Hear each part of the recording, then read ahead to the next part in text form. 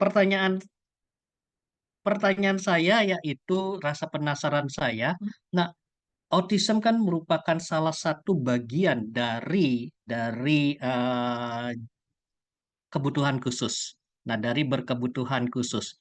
Kira-kira eh, bagian dari kebutuhan khusus ini, nah untuk autism itu sendiri ada berapa jenis kira-kira ya? Mungkin Pak Tri atau Bu Nur atau Bu Heni bisa menjelaskannya karena setahu saya autism itu bukan hanya sekedar tadi yang dijelaskan yang dipaparkan oleh Bapak Ibu narasumber yang hebat-hebat. Nah, yang kedua, setelah kita mengenal, mengerti, memahami tentang autism itu sendiri, nah kalau masyarakat umum, bagaimana tahunya masyarakat umum ini mengerti kalau ada tetangganya atau jauh-jauh anaknya gitu ya, mudah-mudahan nggak sampai seperti itu, eh, me- melihat ada gejala-gejala dari autism tersebut. Nah, bagaimana mengenalnya dan bagaimana pada nantinya pendidikan anak untuk autism tersebut. Monggo, sambil kita menunggu pertanyaan dari para peserta. Siapa dulu? Oke, Bu baik. Pak Tri dulu. Oke, monggo Pak Tri. Oke, baik. Jadi sebenarnya gini, Pak. Di dalam pendiagnosaan autis itu kita sudah sepakati seluruh dunia. Jadi zaman dulu itu dibagi-bagi. Jadi zaman dahulu itu sebelum tahun 2013 itu dibagi-bagi. Ada 5 jenis. Nah, jadi ini zaman dahulu tapi ya. Sekarang udah nggak lagi karena pembagian ini justru malah akan membuyarkan pada tata laksananya gitu. Jadi kalau zaman dahulu ini adalah namanya DSM-4, DSM-4. DSM itu singkatan dari Diagnostic Statistic Manual. Jadi manualnya untuk mendiagnosa anak nih. Mendiagnosa itu menggunakan ini. Kita patokannya seluruh dunia gitu. Jadi menggunakan namanya Diagnostic and Statistic Manual of Mental Disorders. Ini adalah yang digunakan, ini dibuat oleh American Psychiatric Association yang memang sudah disepakati oleh semua dokter dan psikolog di seluruh dunia gitu. Jadi semenjak tahun 2013 itu keluarlah DSM-5. Nah, yang tadi ditanyakan itu ada berapa jenis, itu tuh adalah ada di DSM-4. DSM-4 itu adalah sebelum 2013 tadi. Nih. Jadi ada namanya autistic disorder, ada Asperger disorder, ada childhood disintegrated disorder, ada Rett disorder, ada namanya PDD-NOS, pervasive developmental disorder not otherwise specified. Jadi zaman dahulu itu tuh ada yang namanya autis klasik atau namanya autistic disorder. Ada Asperger itu kalau tadi istilahnya Bu Nur itu adalah high functioning autism gitu. Jadi Asperger disorder gitu. Ada juga childhood disintegrative disorder di mana dia itu anak dengan autistik tapi dia mempunyai masalah banyak di disintegratifnya gitu. Dan ada juga namanya Rett disorder. Rett disorder itu hanya terjadi pada biasanya anak perempuan autistik yang dia disertai dengan intellectual disability, dia ada ciri hand washing kayak gitu. Itu zaman dahulu. Tapi semenjak tahun 2013 itu sudah dihapuskan. Jadi sudah tidak ada pengelompokan-pengelompokan. Nah, jadi alasan peleburan tipe-tipe ASD tadi menjadi dalam DSM-5 gitu. Jadi itu dilakukannya di tahun 2013. Nah, jadi di 2013 dan sampai sekarang kita masih menggunakan DSM-5 di mana tadi kriterianya hanya dua, yaitu social communication interaction disorder sama restrictive and repetitive behavior interest and activities. Dan kalau orang awam itu untuk mengenali ada ciri autis itu khas banget. Jadi autistik itu asal katanya adalah auto dan isme. Auto itu sendiri, isme itu senang. Jadi anak yang senang sendirinya gitu. Jadi anak yang memang tidak mampu berinteraksi dengan dua arah dengan anak lainnya. Nah, inilah yang membedakan seringkali yang membedakan antara autis dengan ADHD. Jadi ini berbeda sekali nih, karena seringkali banyak orang awam atau orang yang nggak ngerti gitu ya, Nah, ini autis dikatakan ADHD, ADHD dikatakan autis gitu toh. Nah, perbedaannya di mana? Autis itu terjadinya sebelum usia 3 tahun.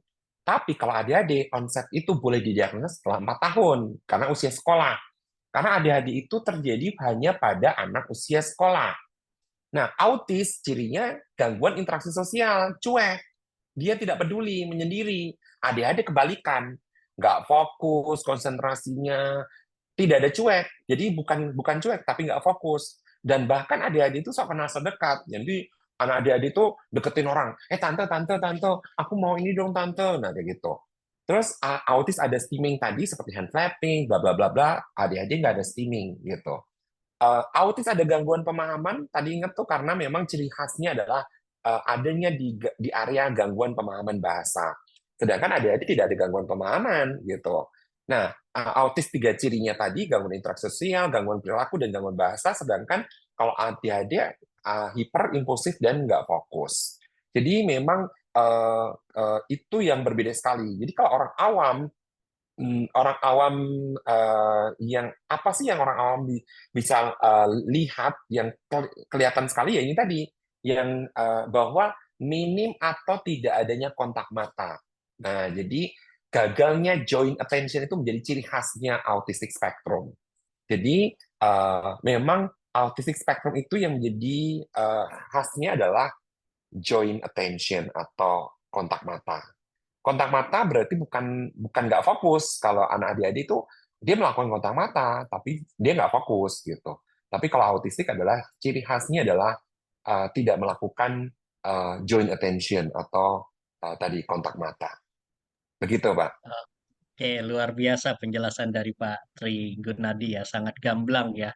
Nah, sekarang mungkin Bu Nur atau Bu Heni ada bisa berbagi pengalaman apa yang telah dilakukan oleh Bu Nur dan Bu Heni di dalam menangani anak-anak khususnya autism ini. Monggo, Bu Nur atau Bu Heni dulu. Bu Nur, monggo Bu Nur. Iya, baik, terima kasih Pak Roni. Tadi mungkin sudah dijelaskan secara detail sekali oleh Pak Tri gitu ya, terkait jenis-jenis anak apa ya, spektrum autis yang sudah dijelaskan menurut DSM-5. Mungkin saya lebih kepada praktisi di lapangan ya Pak Roni dan Bapak Ibu semuanya. Memang banyak sekali gitu ya orang tua yang misalkan mau mendaftarkan anaknya gitu ya ke sekolah gitu, tapi berangkat dari mereka bingung gitu anaknya ini termasuknya apa sih, ini anak saya tuh jenis kebutuhan khususnya apa sih gitu ya.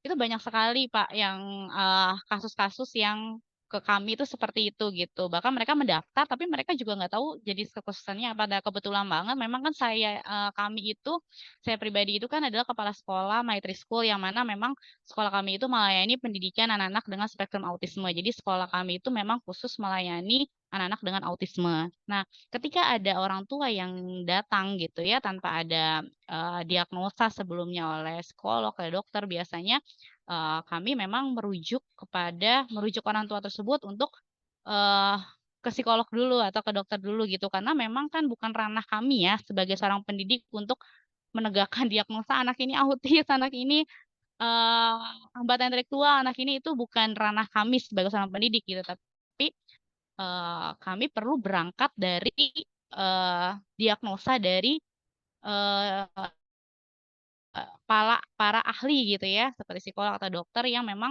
sudah menegakkan diagnosa anak ini memang spectrum disorder gitu. Nah, dari situ kami baru ketika anak ini dan kami bisa membaca hasil dari psikolog atau dokter gitu ya, baru bisa kami menindaklanjuti ke dalam ranah pendidikannya, seperti itu. Jadi kalau misalkan, oh hasilnya ternyata nih banyak sekali juga nih, Pak Roni dan Pak Tri dan mungkin Bapak Ibu semua ke kami itu ternyata anaknya itu pas sudah didiagnosa memang bukan anak autisme gitu ya. Berarti memang karena kami memang, visi misinya itu memang khusus untuk anak autisme, biasanya kami mengalihkan anak tersebut yang bukan anak spektrum autisme itu ke sekolah-sekolah lain gitu. Atau juga ada gitu ya, ternyata anak itu terdiagnosanya itu, autis tapi memang itu sangat ringan gitu ya. Yang tadi disebutkan sama Pak Tri itu. Nah, itu biasanya kami, tidak menyarankan untuk sekolah di sekolah kami gitu, karena sekolah kami itu memang sekolah khusus ya. Dan ketika kami lihat hasil diagnosanya dan kami asesmen memang anak itu lebih cocok mungkin di sekolah inklusi gitu ya, untuk bisa mengembangkan lagi, apa ya, interaksi sosialnya gitu, karena memang sangat smooth sekali gitu autisnya gitu. Pernah ada kasus-kasus yang seperti itu banyak sekali dan atau ya kalau memang, ngarahnya memang ke autis yang memang perlu tindakan pendidikan yang, lebih intensif gitu ya, biasanya kami bisa menerima anak-anak tersebut gitu. Seperti itu sih, Pak, karena kami ranahnya adalah pendidikan gitu, jadi untuk diagnosa anak ini jenis apa, kami kembalikan dulu ke para ahlinya gitu, Pak. Seperti itu.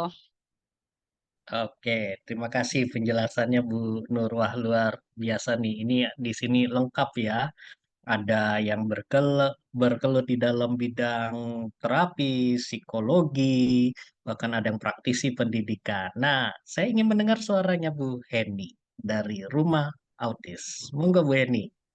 Ya, terima kasih Pak Roni. Mohon maaf kalau agak berisik, saya sedang di luar, sedang di perjalanan. Ya, kalau tadi betul seperti Bu Nur, kami juga di rumah autis tidak mendiagnosa anak itu apakah itu anak autism disorder ataupun ABK yang lain.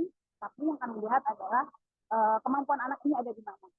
Kalau memang anak itu datang ke kami usia masih dini, biasanya kami akan ulang untuk kemampuannya, butuh terapi apa gitu. Untuk di awal-awal, lalu juga bila anaknya datang ke kami sudah usia besar, dengan tentunya kami kembalikan lagi ke tenaga medis untuk kita mendiagnosa, baru datang ke kami untuk bisa kami berikan program di kelas mana. Tadi ada kelas terapi, ada kelas klasikalnya, ada kelas keterampilannya, ada kelas kemandiriannya. Nah, itu akan kami pilah-pilah gitu kan. Jadi di kelas keterampilan untuk anak usia 15 tahun ke atas, lalu juga di kelas kemandirian biasanya kami mulai dari usia 7 tahun sampai 15 tahun, lalu di kelas klasikal itu kami biasanya usia 5 sampai 7 tahun tergantung kemampuan anaknya. Lalu juga di kelas terapi itu dari sedini mungkin kami lakukan. Mungkin itu Pak Roni yang kami lakukan di rumah. Terima kasih banyak Ibu Heni. Wah, ini luar biasa sekali nih. Nah, tadi saya mendengar khususnya dari Bu Nur dan Bu Heni ya. Nah, ini pertanyaan ini sambil menunggu membangkitkan rasa ingin tahu dan rasa penasaran dari para peserta seminar Pikti yang ke-206 ini untuk menggali pengalamannya Pak Tri, Bu Nur, dan Bu Heni. Saya punya satu rasa penasaran saya lagi nih, khususnya untuk Bu Nur dan Bu Heni dulu nih, untuk Bu Nur dan Bu Heni. Eee, Orang awam kan sering kali atau masyarakat Indonesia sering kurang memahami. Nah, ini kan pemerintah ini mencanangkan sekolah inklusi sekolah inklusi. Apa sih sekolah inklusi itu bisa dijabarkan lebih lengkap mungkin Bu Nur, Bu Heni. Terus apa sih bedanya dengan sekolah umum? Apalagi bedanya dengan tadi, sekolah, kebutuhan khusus? Nah, monggo Bu Nur dan Bu Heni dulu nih. Nanti untuk Pak Tri, saya ingin mengungkapkan rasa penasaran saya juga untuk Pak Tri, khusus untuk Pak Tri. Silakan Bu Nur dan Bu Heni.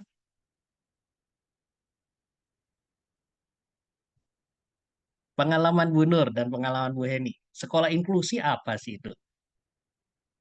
Iya, baik. Terima kasih Pak Roni gitu. Kalau yang tadi seperti saya jabarkan ya, Pak, memang kan tipe-tipe model pendidikan itu ada yang umum, ada inklusi, dan ada yang sebenarnya sekolah khusus seperti kami gitu ya.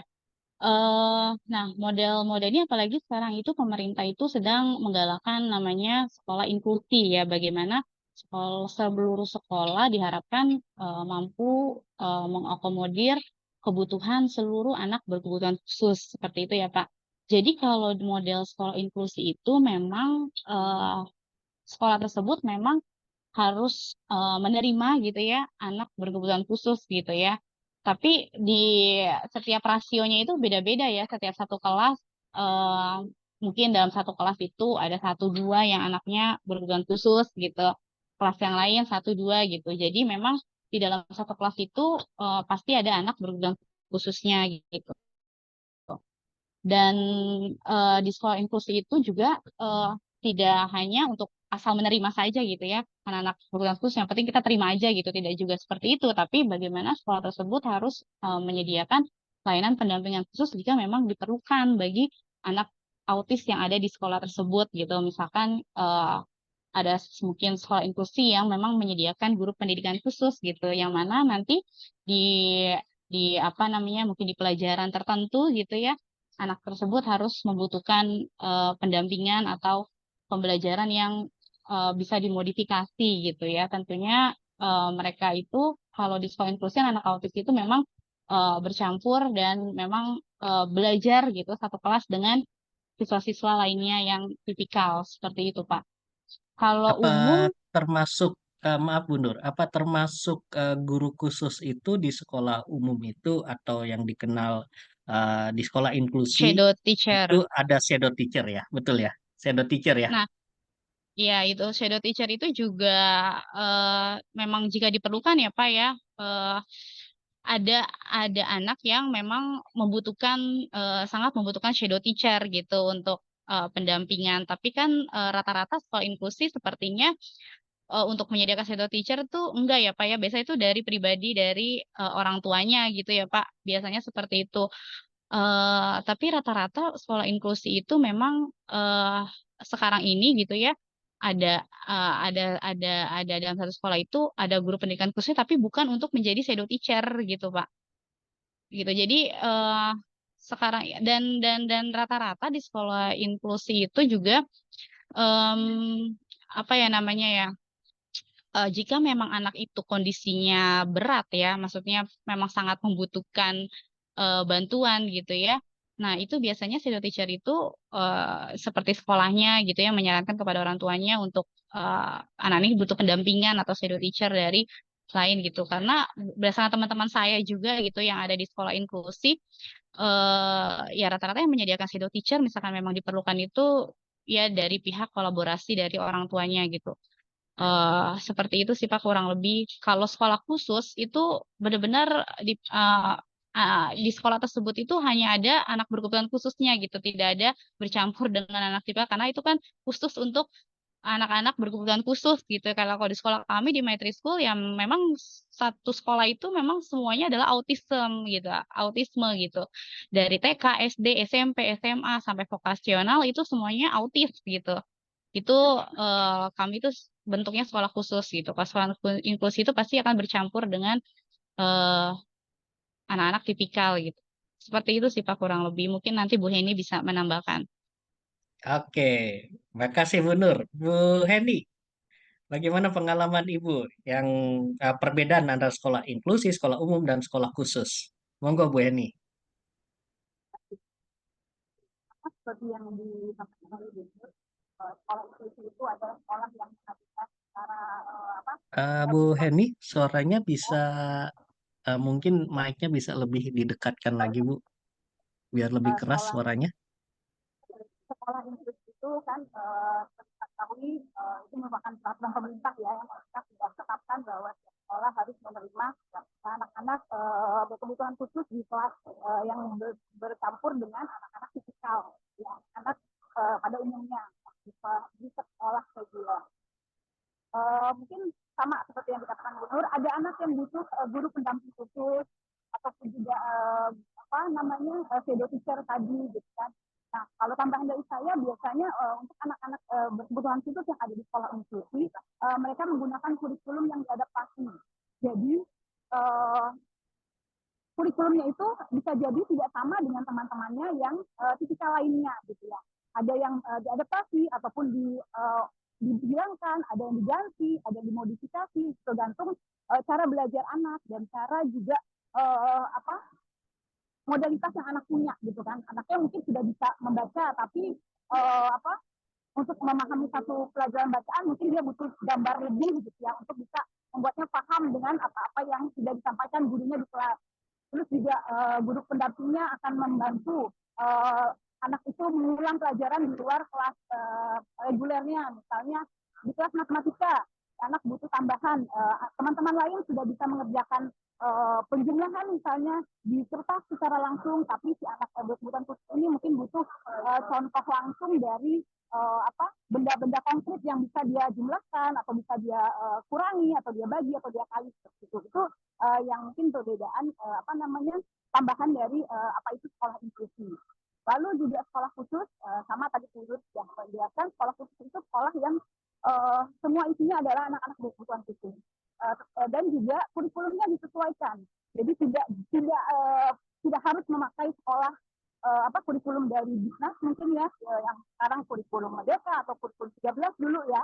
Nah, itu sekolah bisa meng-create sendiri kurikulum yang dipakai supaya tujuan pembelajarannya sesuai dengan kemampuan anak, tujuannya sesuai dengan apa sih tujuan dari pembelajaran anak ini, apakah itu tujuannya untuk akademik, untuk melanjutkan sekolah berikutnya, atau sekedar anak itu mempunyai keterampilan dengan akademik yang fungsional tadi yang saya bilang, mungkin cara menggunakan uang, cara berjualan, cara dia bertransaksi dengan orang lain, dan konsumen, itu yang diajarkan di sekolah khusus. Mungkin juga cara mengirim barang, bisa jadi cara membuka tabungan, itu kurikulum itu yang disiapkan anak-anak buat sekolah khusus di sekolah khusus biasanya seperti itu. Mungkin itu Pak Roni yang bisa saya tambahkan. Iya, terima kasih Bu Heni untuk penjelasannya. Nah, sebelum saya mengungkapkan rasa penasaran saya berikutnya kepada Pak Tri, untuk ketiga narasumber, ini ada pertanyaan di chat room dari Ki Sunarto. Untuk Pak Tri, Bu Nur, dan Bu Heni, mohon diberikan tips-tips sederhana untuk mengasuh anak autis maupun ADHD. Wah, ini mencampurkan dengan ADHD nih Pak Tri, Bu Nur, dan Bu Heni nih. Padahal autism sendiri berbeda ya tadi dengan ADHD gitu ya. Di rumah, dan bagaimana cara mengajak anak tersebut bergaul atau anak-anak umum bergaul dengan anak autis dan anak ADHD. Monggo, siapa dulu nih? Nah, sekarang kembalikan nih. Siapa dulu? Monggo, Saya, silakan Pak Tri. ya, jadi kata kunci sederhana adalah anak itu boleh jangan dibiarin aja toh yo, gitu. Jadi jangan dibiarkan sama gadget sama TV. Anak itu diarahin, diajak interaksi. Jadi kata kuncinya adalah tips sederhana adalah kembali mengasuh dengan benar, gitu. Jadi satu, tidak boleh cuman hanya sekedar ditemani. Jadi apapun itu kondisinya sebenarnya, mau speech delay, mau ADHD, mau autis, mau apapun itu, dia akan semakin parah saat dia hanya sekedar ditemani, tapi tidak diarahkan dan tidak diajak interaksi. Jadi analoginya kayak kita punya kucing gitu. Kucing yang cuma kita kasih makan ikan asin dengan begitu saja, tanpa diarahkan, tanpa diajak interaksi, diarahkan tuh misalnya gini, duduk dulu sayang, ayo duduk dulu, baru dikasih apa yang dia mau. Sama yang kita langsung kasih gitu, itu berbeda gitu. Itu prinsip dasar sebenarnya. Jadi seorang manusia itu akan banyak belajar. Analoginya adalah kita seorang pegawai ada di sebuah perusahaan gitu. Perusahaan memang jelek gitu, bosnya tidak pernah mengarahkan, tidak ada arahan, tidak ada aturan, dan tidak diajak interaksi si pegawainya sama yang diajak interaksi yang berbeda gitu. Jadi prinsip dasarnya adalah semua itu sama, mau itu tipikal, mau itu atipikal, mau dia itu jenis atipikalnya autistik atau apapun itu, adalah ayo diarahkan dan diajak interaksi. Dan hati-hati dengan kondisi zaman sekarang ini, banyak autistik yang bukan karena kasus-kasus yang tadi itu, bukan karena kasus-kasus yang ternyata bukan karena tokso, bukan karena keracunan logam berat gitu ya, tapi karena memang sejak kecil sudah diberikan screen time. Nah, jadi itu yang menjadi kunci. Jadi kata kunci tips sederhananya adalah ayo benerin pola pengasuhan gitu. Jadi hilangkan TV dan gadget gitu. Dan jangan mengandalkan mainan gitu. Seringkali orang tua beli banyak mainan gitu ya. Jadi nanti Pak, yang sangat penting adalah usahakan nggak punya mainan lebih bagus gitu. Karena sebenarnya gini, mainan yang terbaik adalah tubuh bapak ibunya. Tubuh bapak ibunya yang penting, bukan si mainan, bukan uang untuk beli mainan di mall untuk dikasih ke anaknya, seabrek-abrek gitu tuh. Nah, itu yang sangat penting. Jadi Apalagi beli gadget yang mahal ya Pak ya. Nah, jadi itulah yang jadi penyebab. Karena kenapa? Baru anak usia 2 tahun ulang tahunnya apa coba hadiahnya? Tab gitu. Ya meskipun tabnya itu cuma harga 1.800.000, tapi itu kan racun buat dia gitu. Jadi itu yang seringkali menjadi tidak disadari oleh orang tua. Jadi orang tua ayolah mengasuh dengan baik gitu. Dan memang tips sederhananya adalah 3K. Jadi kolaborasi antar semua item di dalam mikrosistem. Jadi di dalam tata laksana anak dengan autistik atau apapun itu adalah mikrosistem itu menjadi nomor satu. Nah, di dalam mikrosistem itu nanti akan tergantung dia sudah sekolah atau belum. Kalau sudah sekolah berarti akan ada mikrosistem kedua. Jadi keluarga, sekolah, dan tempat terapi. Dan ingat nih, di dalam keluarga itu sendiri harus 3K. Konsisten orang-orangnya, jadi orang-orangnya harus konsisten gitu ya. Ayah, ibu, ayah ibunya udah benar, biang keroknya neneknya, kakeknya gitu. Ayah ibunya benar, kakek neneknya benar, biang keroknya mbaknya atau pembantunya itu yang majain banget gitu. Nah, jadi itu yang nantinya akan sangat penting, di mana konsistensi orang-orangnya penting, konsistensi waktu ke waktu. Nggak ngasih gadget sama TV-nya sekarang doang. 2 hari lagi udah dikasih TV dan sama gadget gitu tuh. Konsisten waktu ke waktu nggak ada, konsisten tempat ke tempat juga nggak ada. Misalnya mau ke rumah neneknya pun, kalau kita punya anak dengan autistik harus bilang sama neneknya, Nek, cucu kamu itu autistic spectrum disorder loh. Jadi nggak boleh nonton TV. Jadi tolong ya TV-nya dimatiin dulu ya, Nek, gitu. Itu harus penting sekali konsistensi orang-orang, konsistensi waktu ke waktu, konsistensi tempat ke tempat, termasuk kolaborasi dengan berbagai tadi disiplin ilmu, guru, terapis, dokter, psikolog, dan continue melakukannya. Nah, itu yang sangat penting sekali. Dan termasuk tadi regulasi di dalam keseharian. Nah, jadwal aja nggak diatur kok gitu. Lah gimana anak itu punya keteraturan? Padahal akan sangat penting membuat keteraturan tadi. Jadi pada penanganan anak dengan berkebutuhan khusus, keteraturan sangat penting. Dia bisa memprediksi bahwa aku harus bangun jam 6.30. Jangan sampai dibiarin sampai siang. Apalagi anak-anak yang dia sengaja tidak disekolahkan sama orang tuanya gitu. Jadi tidak disekolahkan, dia itu bangun jam 9. Banyak orang tua yang dia itu sengaja memilih jam terapi itu di siang hari atau sore hari. Alasannya adalah, aduh, anak saya tidak bisa dibangunkan pagi. Lah, bangun tidak bangun itu kan karena orang tua, bukan karena dia suruh bangun sendiri gitu. Nah, itu yang nantinya akan sangat penting di dalam tips sederhananya. Begitu. Mantap, Patri. Wah, luar biasa nih. Mungkin akan lebih hebat jawabannya, akan lebih luar biasa ilmunya kalau Bu Nur dan Bu Heni terkait pertanyaan Ki Sunarto tadi bisa dilengkapi. Monggo siapa dulu? Bu Heni atau Bu Nur dulu? Ya, monggo Bu Nur. Ya, baik. Terima kasih. Jadi sebenarnya sudah dijelaskan sama Pak Trigunadia, saya hanya menambahkan beberapa mungkin. eh Tips mengasuhnya yang pertama ya itu tadi gitu ya, menciptakan rutinitas yang konsisten gitu ya. Karena anak dengan autisme itu dan ADHD gitu ya juga, ini cenderung kadang tuh merasa lebih nyaman dalam lingkungan yang memiliki rutinitas yang jelas dan konsisten gitu. Jadi kita sebagai orang tua gitu ya, juga harus menciptakan rutinitas yang itu gitu. Kita mau anak kita misalkan anak kita mau mandi gitu ya, kitanya juga belum mandi gitu ya. Kita kan sebagai role model juga ya, sebagai pendidik dan orang tua itu role model gitu. Jadi anak itu akan meniru apa yang kita lakukan gitu. Jadi kalau mau anak kita seperti ini gitu ya, kita juga perlu menjadi model juga bagi anak-anak kita, apalagi anak-anak dengan spektrum autisme yang tingkat menirunya itu tuh sangat sangat tinggi gitu. Terus yang kedua itu mungkin bisa juga memberikan instruksi yang sederhana dan jelas gitu ya. Kadang kita itu sebagai orang tua, atau ya orang tua ya, biasa di rumah itu tuh kalau ngasih instruksi ke anak atau mengajak apa anak tuh, ngomongnya tuh banyak gitu. "Kamu nanti gitu ya, kamu" gitu. Kadang kan kita suka kelepasan ngomong seperti itu ya.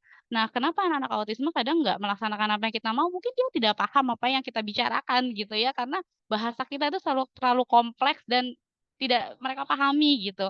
Jadi kalau untuk anak autisme, kalau kita sedang mengajak mereka berbicara gitu, kita juga menggunakan bahasa yang sederhana dan jelas, instruksi kita harus jelas gitu. Jangan, banyak kata-kata gitu akhirnya membingungkan anak untuk memahami apa yang kita bicarakan. Nah, terus juga ya harus perlu kita, latihan kemampuan sosial karena anak-anak autisme ini kan minim banget namanya berinteraksi gitu ya. Kita sebagai orang tua perlu, melatih kemampuan sosialnya tapi juga secara bertahap gitu. Mungkin anak autisme itu kan mengalami jadi mulailah dengan situasi yang sangat-sangat sederhana gitu, misalkan ngajak mereka bermain, tadi Pak Tri juga kasih gambar gitu, ngajak mereka bermain. Bermainnya itu nih kasih mainan terus orang tuanya sibuk sendiri gitu, itu bukan seperti itu gitu. Tapi bagaimana kita itu ngajak mereka bermain, ini ada mainan, terus kita juga ikut ke dalam, permainan anak itu dan mengajak mereka berbicara gitu ya, seperti itu. Jadi nggak hanya kita hanya ngasih sesuatu atau kasih teman, tapi kita juga tidak, mengajarkan atau kita tidak berinteraksi dengan anak kita gitu. Lalu juga kita dalam berinteraksi gitu atau melatih mereka berkomunikasi gitu, kita juga perlu penguatan positif gitu ya, penguatan positif. Misalkan, memberikan mereka pujian, reward gitu ya, token yang tadi sempat saya utamakan gitu kan ya. Terus, jadi ketika anak menunjukkan perilaku yang positif gitu atau mencapai tujuan tertentu, ini bisa meningkatkan motivasi gitu untuk anak-anak autisme. Terus juga, apa ya, bagaimana cara mengajak mereka bergaul tuh ya itu tadi gitu. Jadi kita pelan-pelan gitu untuk, apa ya, yang tadi sih, terutama dalam bahasa kita dalam, mengungkapkan atau ngajak mereka berbicara gitu. Itu seringkali menjadi problem kenapa anak itu tuh nggak nurut gitu. Misalkan ada kasus gitu ya, "Bu, kenapa sih kalau di sekolah itu, ngerti gitu ya kayak gini, tapi kalau kita ajarin di rumah gitu."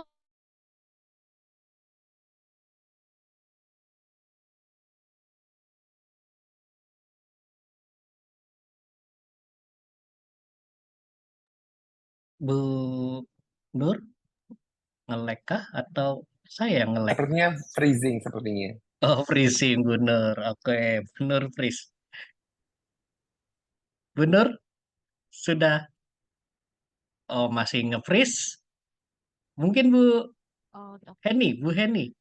Bu Heni boleh menambahkan jawaban dari Bu Nur dan Patri untuk Ki Sunarto. Mau nggak Bu Heni? Patri dan Bu Nur tuh sudah lengkap sekali menjelaskan. Saya mungkin menambahkan sedikit saja bahwa uh, apa kita perlu melibatkan anak dalam setiap aktivitasnya. Misalnya mau berangkat sekolah, kita minta anak untuk menyiapkan tempat minumnya, lalu juga buku-bukunya. Di situ akan melatih kemandirian anak dalam menyiapkan apa-apa yang harus dibawa. Gitu ya. Juga melatih anak untuk kita nanti pulang cek ini barang-barang ini harus dibawa lagi, jadi latih memorinya juga. Lalu juga tadi sudah disampaikan juga berbicara dengan bahasa yang jelas, bahasa yang singkat. Jadi kebanyakan anak-anak autisme ataupun anak-anak dengan adik-adik kan atensinya pendek ya. Jadi kalau kita berbicara terlalu panjang, mesti mereka tidak akan paham. Misalnya kita meminta anak untuk jangan lari-lari, gitu. Tapi akan lebih baik kalau kita bilang berjalan. Itu akan lebih lebih langsung ditangkap oleh anak. Atau stop, tidak berlari, kita berjalan. Itu akan lebih juga kita mengucapkannya dengan jelas dan tidak ada embel-embel, misalnya juga manggil anak halo sayang, itu juga mungkin belum tentu paham anak itu. Jadi panggillah dia dengan namanya, usahakan untuk bisa melakukan kontak mata, lalu juga dengan bahasa yang sesingkat mungkin yang mereka pastikan mereka sudah paham, lalu juga melibatkan mereka dalam aktivitas. Mungkin itu Pak. Ya, makasih Bu Heni. Bu Nur udah kembali. Ada yang mau dilanjutkan Bu Nur? Iya, iya maaf Pak, kayak tadi juga apa namanya sinyalnya up Ya. and down. Ya mungkin sudah Pak. Oke, makasih. Ini Pak Tribunur dan Bu Heni nih, ada satu penanya lagi. Saya rasa ini yang terakhir ya. Karena waktunya juga sebentar lagi kita akan masuk closing statement. Satu lagi dari Bunda Bening, mungkin tinggal di Jati Bening gitu ya. Mohon izin bertanya, mulai dari manakah penanganan autis remaja atau dewasa yang setiap hari tantrum hebat, menyerang orang lain, menyakiti diri sendiri, kesulitan tidur, tengah malam berteriak-teriak. Nah, ini gejalanya itu sih, tapi belum tentu teriak-teriak juga termasuk autis gitu ya. Silakan siapa dulu, Bu Nur atau Patri atau Bu Heni? Monggo. Oke, baik. Satu yang pertama adalah dilakukan dulu assessment, karena kita nggak tahu dia level kognitifnya sejauh mana.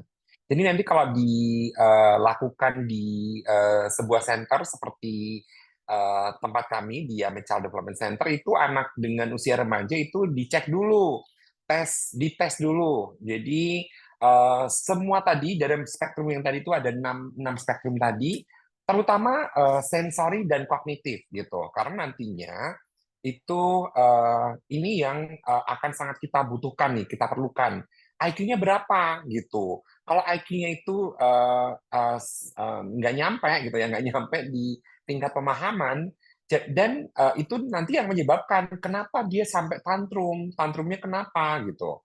Karena bisa jadi permasalahannya adalah satu tadi. Nih, jadi dari si tingkat spektrum ini tadi itu dicek satu persatu. Nih, jadi di roda spektrum autismanya ini dicek satu persatu. Sensory sensitivity-nya sejauh mana? Karena bisa jadi itu bukan tantrum tapi meltdown misalnya.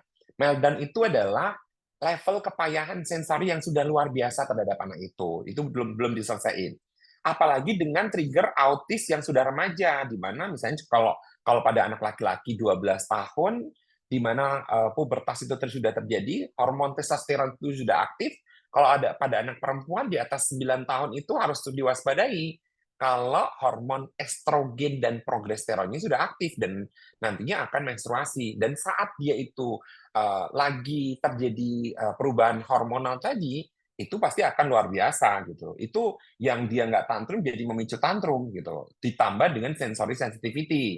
Jadi memang itu dicek. Dan yang sangat penting adalah tes IQ. Jadi nanti dari hasil tes gambaran tes IQ itu akan kelihatan. Nih, jadi nanti tes IQ itu ini akan dicek tuh. Nih, jadi nanti akan ada 12 subtes yang nantinya akan diberikan gambaran lah gitu. Kemampuan di dalam information dapat nggak? Jadi kemampuan kelompok verbal seperti apa, kelompok performance-nya seperti apa. Jadi hasil tes IQ itu akan menggambarkan bahwa dia bisa dikasih tahu nggak gitu. Kalau dia itu IQ-nya itu di bawah rata-rata, ID-nya mungkin ID yang moderate bahkan severe gitu ya, berat gitu ya, intellectual disability yang sedang dan berat, ya kita mau berbusa-busa ya nggak nyampe lah gitu. Nah, jadi memang kalau pada usia autistik yang remaja memang roda roda roda permasalahan pada autistik tadi spektrum ini menjadi kunci utama. Nanti dari roda ini akan ketahuan kemampuan bahasanya sejauh mana, kemampuan termasuk nantinya dari sini nantinya akan dilanjutkan tadi tuh tes IQ dan bahkan tes bakat minat gitu. Nantinya dia akan lebih ke arah mana, cocok nggak dia di-push untuk akademisnya. Kalau di-push di akademisnya dia jadi tantrum ya wajar lah gitu tuh. Jadi nanti itu yang akan terjadi. Jadi memang mesti dipastikan apakah itu tantrum ataukah meltdown gitu. Jadi jangan sampai nanti ternyata bukan tantrum tapi meltdown. Nah, jadi seringkali orang awam itu tidak mengetahui bahwa itu bukan tantrum gitu. Ngomongnya tantrum pada meltdown. Meltdown itu adalah ini perbedaannya antara tantrum dan meltdown. Tantrum itu cognitive function-nya intact. Jadi kalau tantrum itu tuh dia masih intact di dalam kognitif. Jadi dikasih tahu masih bisa lah gitu. Tapi kalau yang namanya meltdown, mau kita berbusa-busa nggak akan ngerti karena inability to think, nggak bisa mikir gitu. Nah itu yang sangat sangat penting bahwa nantinya yang paling penting adalah diperiksakan dulu gitu ya, diperiksakan, nanti akan ketahuan tuh. Dan tadi informasinya sangat-sangat minim sekali. Apakah anak itu verbal atau tidak verbal, IQ-nya berapa, itu informasinya minim. Nah, di dalam assessment itu akan menguak semua itu gitu. Supaya nanti jelas langkahnya seperti apa. Begitu, itu kalau di dalam tata laksana di dalam psikologi. Begitu. Makasih, Monggo Pak silakan. Tri. Oke, monggo. Siapa Bu Nur, Bu Heni? Bisa menambahkan jawaban dari Pak Tri untuk Bunda Bunda Bening. Siapa? Bu Heni dulu. Iya, Oke. Siapa Bu silakan Bu. bersamaan? Oke. Untuk Bu yang Heni, silakan Bu Heni. kita mungkin Bu tadi Pak Heni. Gun sudah jelaskan Oke, ya, lanjut Bu, lanjut.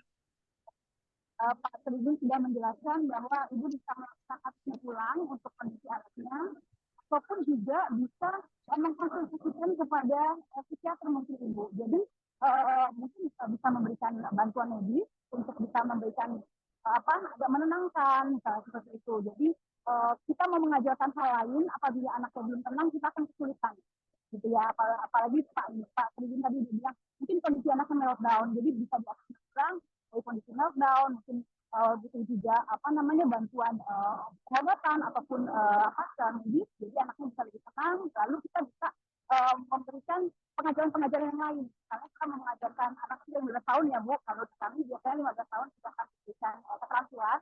Nah kita bisa masuk di situ gitu kan, kita bisa mengajarkan kalau anaknya tenang kita bisa mengajarkan nyam, kita mengajarkan juga supaya kemudian ya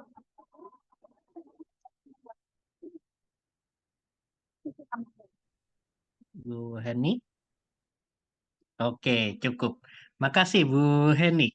Bu Nur, silakan menambahkan Bu Nur supaya semakin panas nih diskusi kita.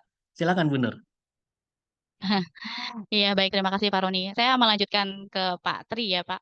Ketika itu sudah di asesmen gitu ya, tentunya misalkan kita anak itu sudah dilaksanakan asesmen dan memang ternyata penyebabnya memang dia itu ternyata tantrum gitu. Mungkin yang bisa dilakukan oleh kita sebagai orang tua gitu ya di rumah, kita mengidentifikasi gitu ya penyebab tantrumnya atau triggernya itu apa gitu dengan melakukan observasi perilaku gitu ya, memperhatikan, yang biasanya terjadi gitu ya sebelum mengalami tantrum itu apa, apakah ada situasi, orang, suara, atau kondisi tertentu yang memicu perilaku tersebut gitu.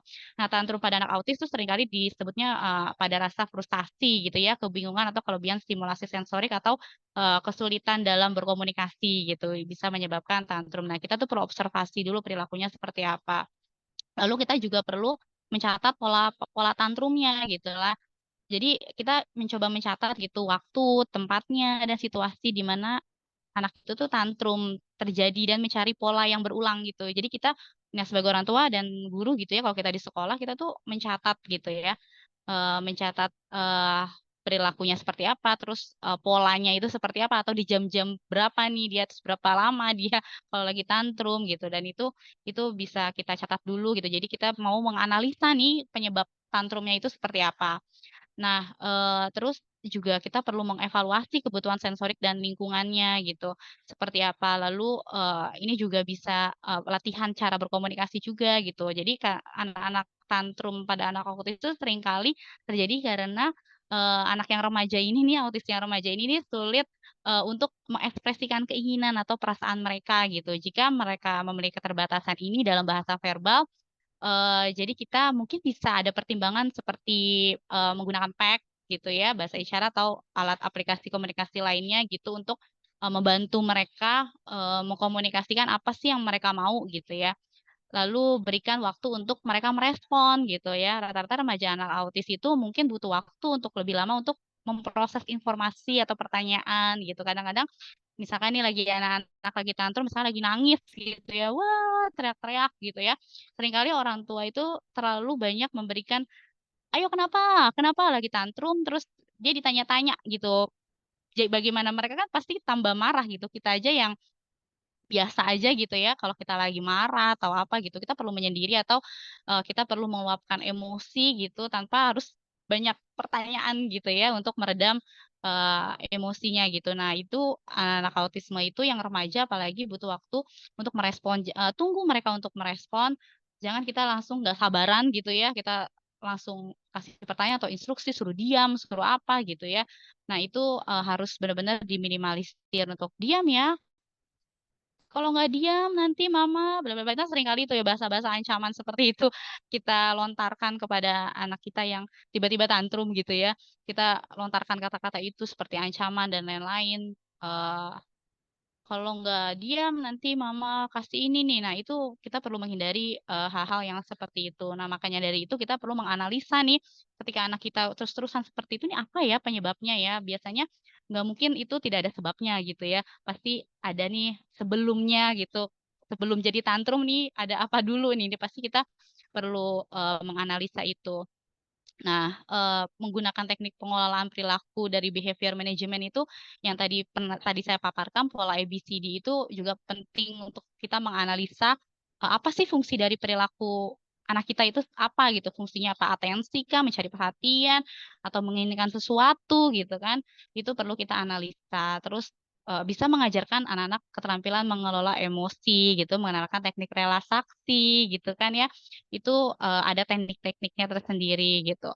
Terus atau menggunakan kartu emosi gitu ya, itu bisa juga, kita, lakukan gitu. Tapi yang paling penting itu sih, Pak, eee, menganalisa dulu penyebab tantrumnya itu apa gitu. Kalau memang setelah di-asesmen anak ini memang ternyata itu memang tantrum gitu ya, itu, tips-tipsnya mungkin kalau memang benar-benar anak itu berteriak-teriak dan lain-lain itu karena tantrum. Seperti itu, Pak Roni dan Bu Oke, terima Bunda kasih. Bening ya.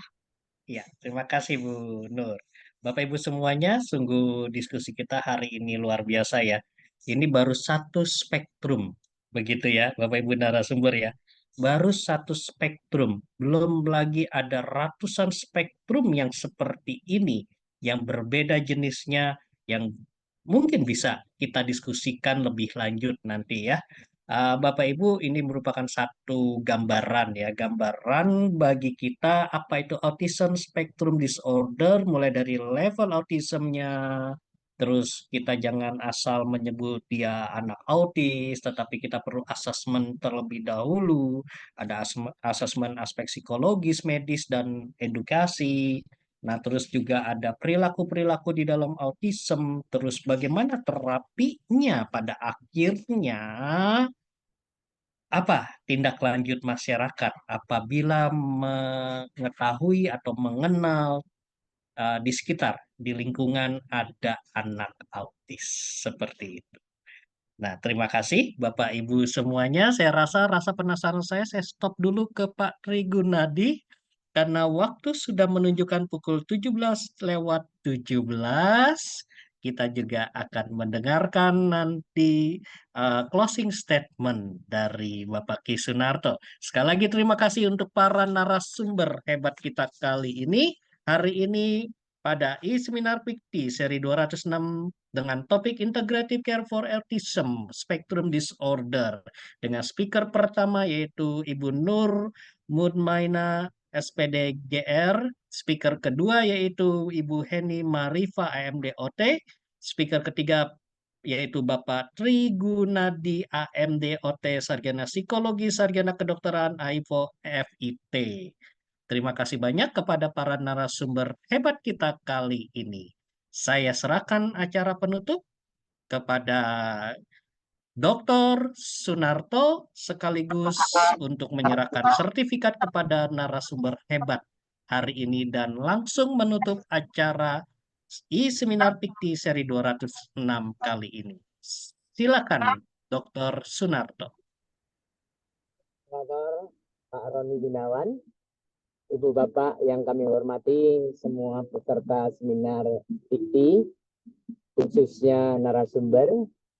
Ketiga narasumber ini adalah seminar yang luar biasa, yang biasanya kami dari PIKTI itu menyelenggarakan dengan 2 narasumber. Untuk kasus ini kami menggunakan 3 narasumber. Untuk itu perkenankan dari PIKTI menyampaikan ucapan terima kasih, yaitu piagam penghargaan. Mohon host untuk menampilkan piagam penghargaan. Oke, ya. Piagam penghargaan, sertifikat penghargaan ini kami berikan kepada Ibu Nur Mutmainah SPDGA atas perhatiannya, partisipasinya sebagai speaker dalam e-seminar National PIKTI Integrative Care for Autism Spectrum. Sertifikat ini telah ditandatangani oleh Ketua Umum PIKPI Dr. Eka Wayutasi SHMH SMMN SPD. Mohon Bu Nur Mutmainah berkenan untuk menerima.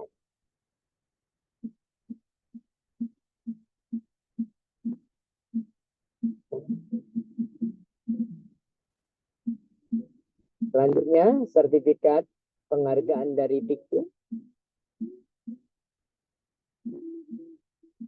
diberikan kepada Ibu Heni Makrifah AMDOT atas partisipasinya sebagai speaker dalam e-seminar National PIKPI Integrated Care for Autism Spectrum Disorder.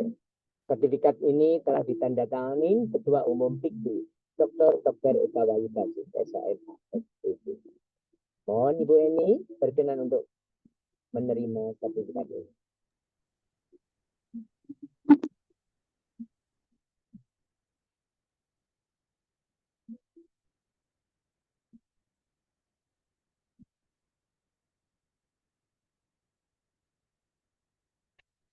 Selanjutnya, sertifikat diberikan Bapak Tri Gunadi AMD OTSPC Aspect 5 FIT atas partisipasinya berkenan menjadi speaker dalam e-seminar National PIKPI Integrated Care for Autism Spectrum Disorder.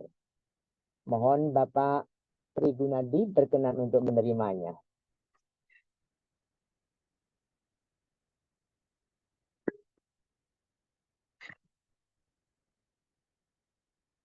Halo? Ya, suaranya nggak terdengar ya. Baik, terima kasih Bapak. Terima kasih Pak. Jadi, begitu berikutnya sertifikat diberikan kepada moderator Bapak Roni Gunawan MPDMA atas partisipasinya sebagai moderator dalam e-seminar PIKPI Integrated Care for Autism Spectrum Disorder. Sertifikat ini telah ditandatangani Ketua Umum PIKPI Dr. Eka Wayutasi. Mohon Pak Roni berkenan untuk menerimanya. Saya terima e-sertifikatnya dari Fikti dengan senang hati. Terima kasih. Baik, Ibu Bapak sekalian, kami sampaikan bahwa minggu depan, tanggal 15 September tahun 2024, jam 14.30, Fikti kembali melaksanakan e-seminar dengan topik The Psychological, Emotional, and Behavioral Impact of Terminal Illness Patients. Opening, Sunarto. Narasumber pertama adalah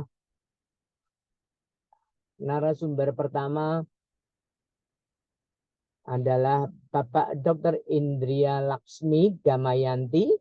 Narasumber kedua Ibu Andri Hakim, CHT, dan moderator Denny Alamsah, serta closing sahabat saya Dr. Billy Yaparis. Ibu Bapak yang kami hormati, terutama Pak Tri, Bu Eni, Bu Inta, bahwa narasumber yang ada di PIKPI kali ini narasumber yang sangat luar biasa. Masing-masing Pak Tri pengalamannya sangat banyak, begitu jelas, padahal saat itu menjelaskan tentang ada perbedaan tentang autism dan ADHD.